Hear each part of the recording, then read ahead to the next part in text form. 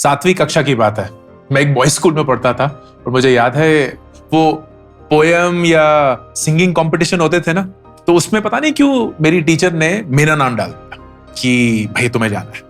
और मुझे स्टेज से डर लगता था, वाकई में डर लगता था। तो मुझे अभी भी याद है स्टेज पे जाने से पहले फटी हुई थी, हाथ कांप रहे थे, पसीने आ रहे थे, दिल की धड़कनें तेज थी, पैर कांप रहे थे।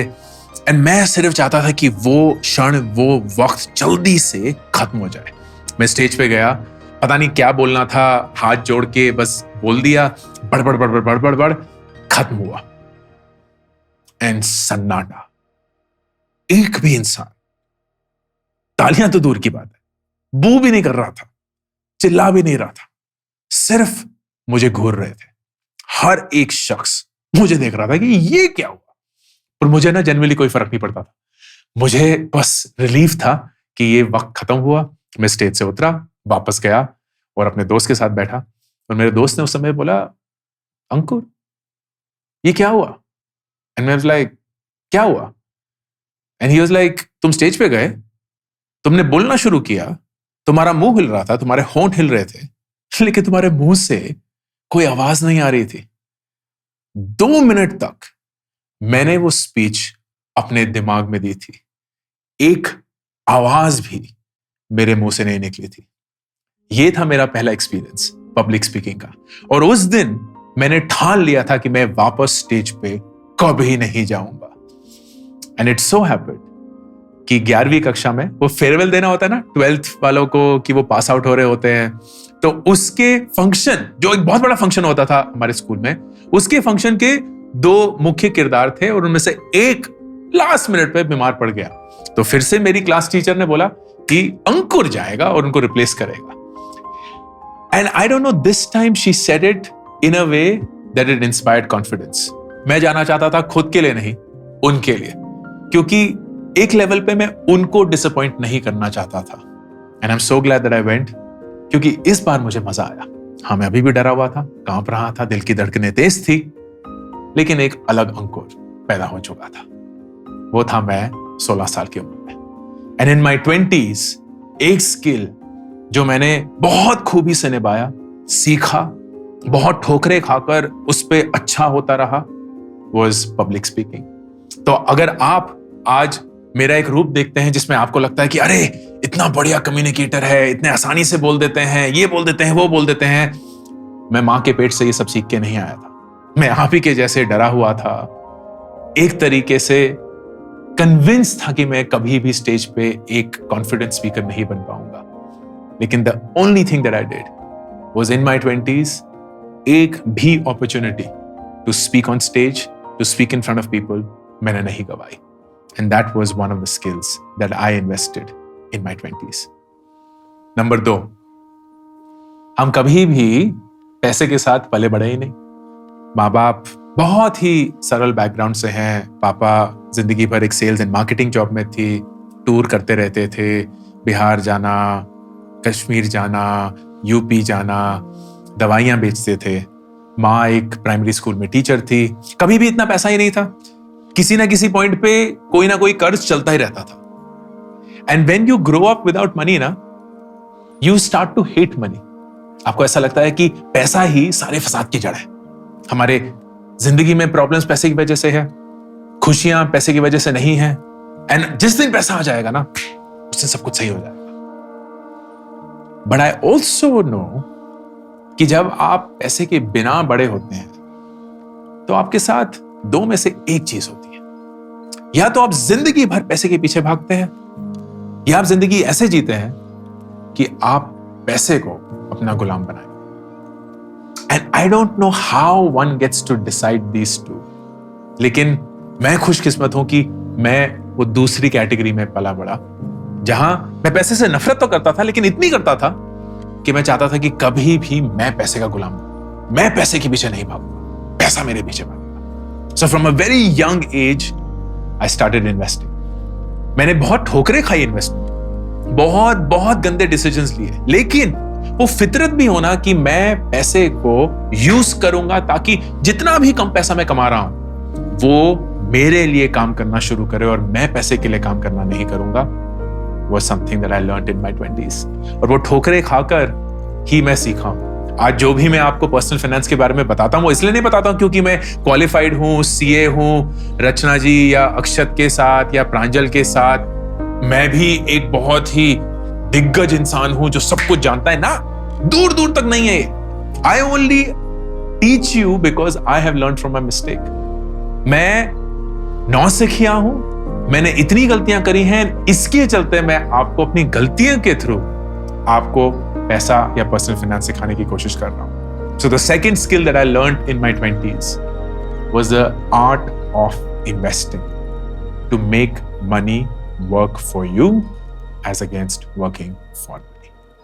Number 3, अक्सर मुझसे लोग पूछते हैं कि how do we deal with failure. Failure से डील करना बहुत मुश्किल है, खासकर हमारे समाज में। भारत में हर एक इंसान को बोला जाता है यार फेल नहीं होना है, जो भी हो जाए हार कर नहीं आना है। And we begin to get scared of failing. हमें ऐसा लगता है कि जिस दिन हम हार जाएंगे, हम हार तो जाएंगे लेकिन माँ बाप को भी हरा देंगे, भाई बहन को भी हरा देंगे, समाज को भी हरा देंगे, खुद को भी हरा देंगे। I failed a lot in my 20s. मैं अपनी जिंदगी में एक पीएचडी करके यूएस जाना चाहता था एक पीएचडी करने के लिए, एक साइंटिस्ट बनना चाहता था, नासा ज्वाइन करना चाहता था। एंड मैंने वो सब कुछ किया, लेकिन वो सब कुछ छोड़ के मैं वापस भी भारत आ गया क्योंकि मुझे खुशी नहीं मिल रही थी। मैं उस चीज में अच्छा था लेकिन उस चीज को करने में मैं खुश नहीं था। और जब मैं वापस आया था तो पूरी दुनिया को ऐसा लगा था कि मैं हार चुका हूं, मुझे खुद भी ऐसा लगता था कि मैं हार चुका हूं। मैंने आईआईटी 2 बार तैयारी करी, जेईई में दोनों बार नहीं हुआ, इतनी सारी एमबीए स्कूल्स में अप्लाई किया, वहां नहीं हुआ, इतने सारे कंसल्टिंग जॉब्स के लिए अप्लाई किया, वहां नहीं हुआ, इतना कि मैंने अपना एक फेलियर रेज्यूमे बनाया हुआ है। अगर आप गूगल पे जाके वारिकू फेलियर रेज्यूमे सर्च करेंगे तो आपको बकायदा मेरे हार की एक लिस्ट मिलेगी, सिर्फ एक ही नहीं, बहुत सारी। And that is something that I am happy about. मेरे 20s में आई एक्चुअली प्रैक्टिस्ड फेलिंग। इतना हारा, इतनी बार ठोकरें खाई कि उससे उभरना कैसे है वो सीख गया। And when I am faced with this question, Ankur how do I deal with failure, my response is हारना सीखो। जितनी बार भी हार सकते हो ना, हारो। हर रोज कुछ ऐसा करो जिससे तुम्हें पता है कि तुम हारोगे, लेकिन उसका परिणाम ऐसा नहीं होगा कि तुम्हारी जिंदगी हिल जाएगी। एक स्ट्रेंजर से पैसे मांगो, लिफ्ट में अगली बार एक अजनबी के आंखों में आंखें डालकर उनको good morning, good afternoon, good evening बोलो और हेलो बोलो। डर लगता है ना, ऐसा लगता है कि वो समझेंगे पागल है, क्रीपी सा इंसान है। But these are the moments where you build your failure muscle. Failure एक मसल है, फेलियर एक तजुर्बा है जिसको आप जितना ज्यादा अनुभव करेंगे उतना ही आप अच्छे से उससे जूझ पाएंगे, डील कर पाएंगे। So the third skill that I built in my 20s was how to fail, because of which I know how to win. Number 4, मेरा favourite, Excel. And I can't even tell you इसकी कहानी कितनी अजीबोगरीब है। जैसे कि मैंने बताया, बहुत ही साधारण परिवार से हूं, तो कभी कंप्यूटर था ही नहीं घर पे। स्कूल में कंप्यूटर था लेकिन उसमें हम क्या ही करते थे, 3 बच्चे एक कंप्यूटर पे बैठते थे, एक ए टाइप कर रहा है, एक एन टाइप कर रहा है, एक के टाइप कर रहा है। जो उस ग्रुप का लीडर होता था वो एंटर टाइप करता था, फिर कोई सेव करता था। तो it was not like learning something. तो मुझे एक्सेल के बारे में कोई आइडिया भी नहीं था। और फिर मैं गया यूएस 22 साल की उम्र में, और पहली बार मुझे अपना एक कंप्यूटर मिला। एज अ पीएचडी स्टूडेंट वहां हर एक इंसान को, स्टूडेंट को एक कंप्यूटर मिलता है, और मुझे फिर बच्चों को पढ़ाना भी था क्योंकि उससे मेरी स्कॉलरशिप भी आती थी। And somebody introduced me to Excel. मुझे अभी भी याद है, उन्होंने ये शीट खोली, मुझे लगा ऐसे ही कोई शीट है, चेसबोर्ड लग रहा था। And then there were multiple numbers in that, और उन नंबर्स को ऐड करने के लिए उन्होंने लिखा इक्वल टू सम ब्रैकेट, वो हाईलाइट किए, bracket close, enter, and it was a सम।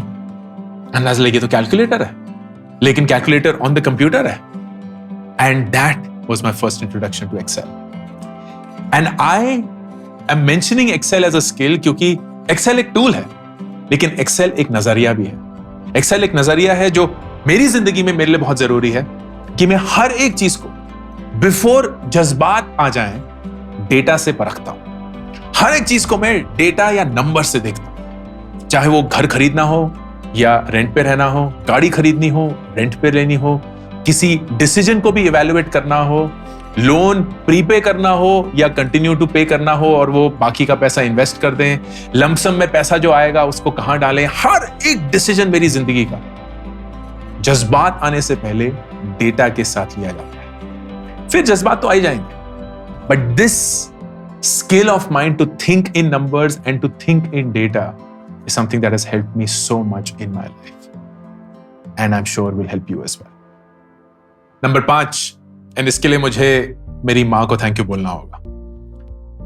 मैं बचपन में जब भी मैं नहीं, छुट्टियों पे जाते थे, रेलवे स्टेशन ट्रेन से ही जाते थे, तो सबसे एक्साइटिंग होता था रेलवे स्टेशन पे book stall. And book stall पे Chacha Chaudhary, Nagraj, Pinki, Billu, super commando Dhruv, I don't know अगर आप लोगों ने इनके नाम भी सुने, but these were like iconic comic books जो उस समय पे आती थी। एंड माँ, हमारे पास पैसे नहीं थे लेकिन हमेशा किताबें खरीदने से मुझे नहीं रोकती थी। And that was the beautiful part about her, beyond so many other things.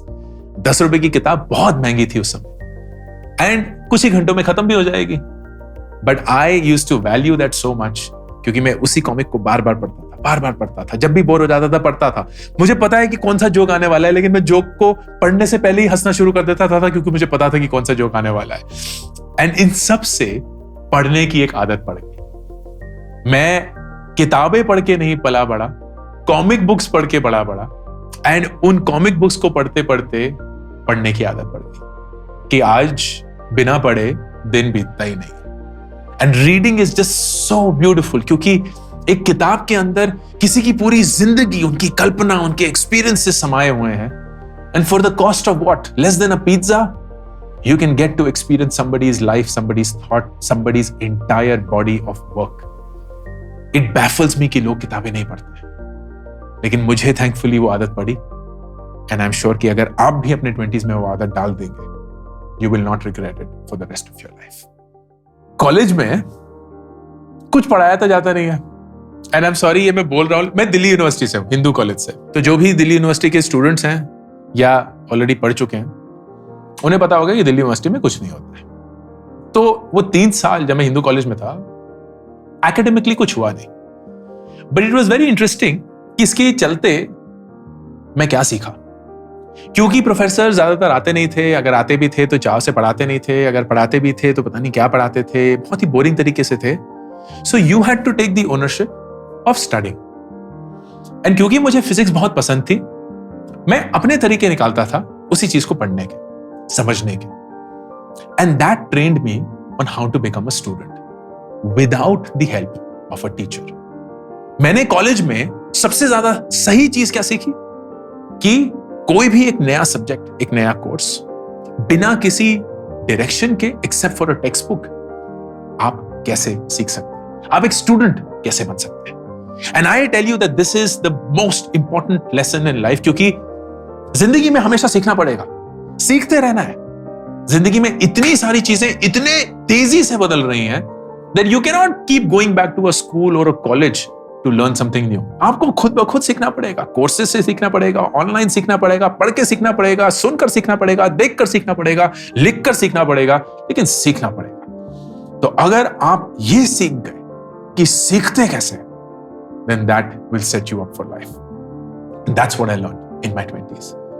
और फिर पीएचडी करने में आपको और वो ट्रेनिंग मिलती है। सो आई एम ब्लेस्ड कि मैं एक साइंस स्टूडेंट था, फिर एक पीएचडी करने के लिए भी बाहर गया, हालांकि खत्म नहीं करी, लेकिन उस ट्रेनिंग ने मुझे बहुत अच्छे से सेटअप किया that I knew how to learn something new and to figure it out through your own merit and dedication and discipline. A life lesson, life skill for life.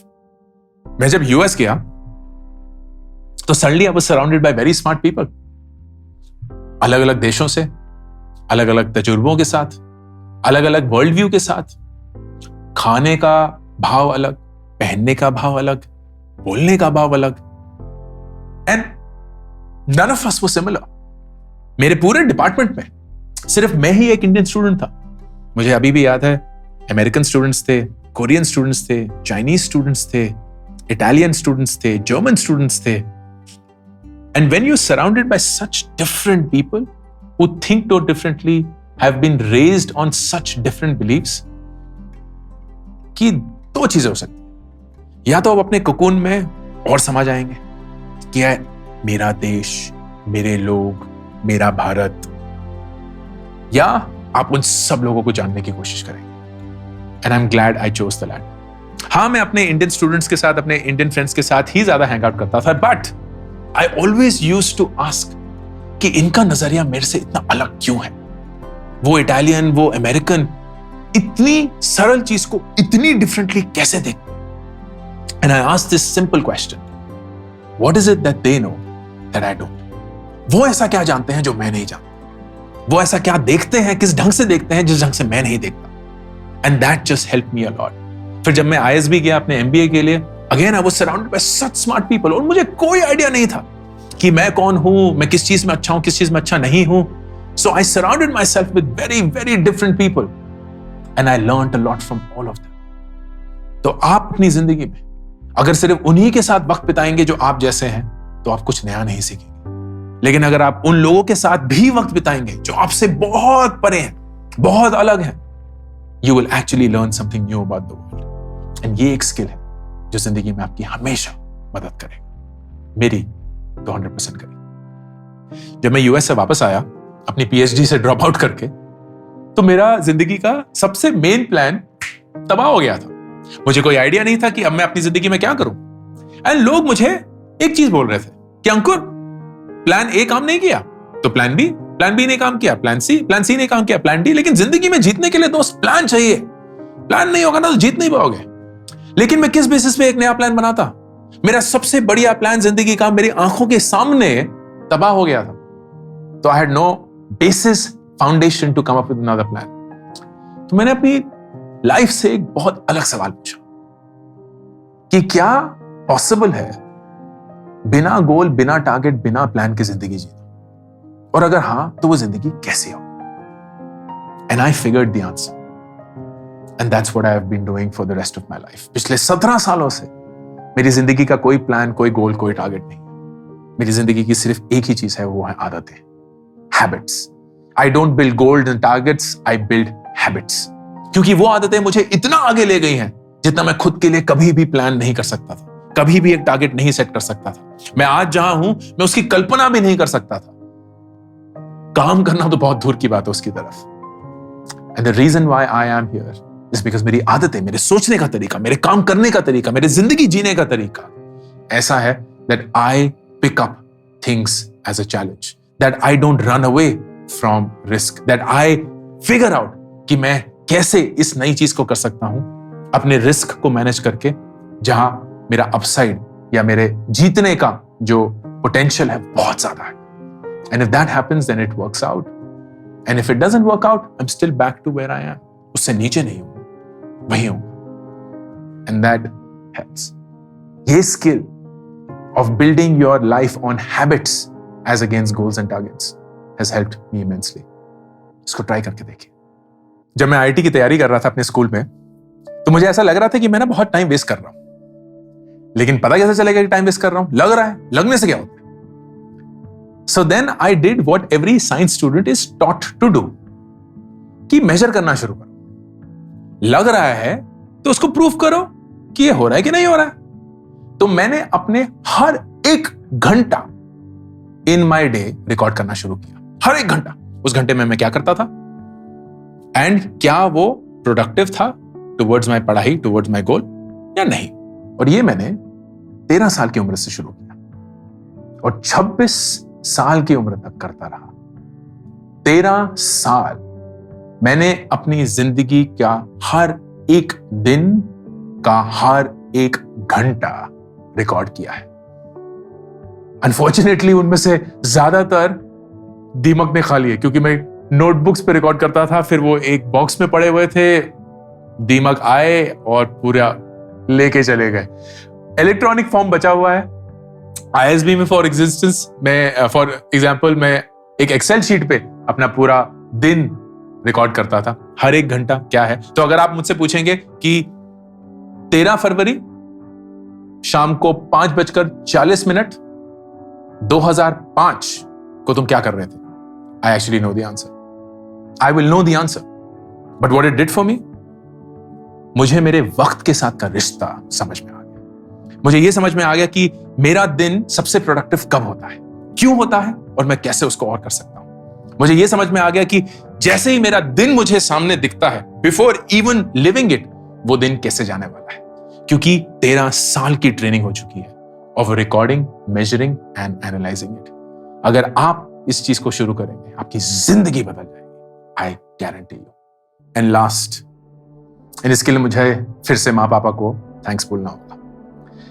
Bharat में जब एक बच्चा चलने की कोशिश कर रहा होता है और चलते चलते गिर जाता है और रोने लगता है, तो माँ बाप उसको कंधे से लगा लेते हैं या गले से या छाती से लगा लेते हैं, गले से छाती से लगा लेते हैं, एंड फिर वो जमीन की पिटाई शुरू करते हैं, क्योंकि उससे ही बच्चा रोना बंद करेगा।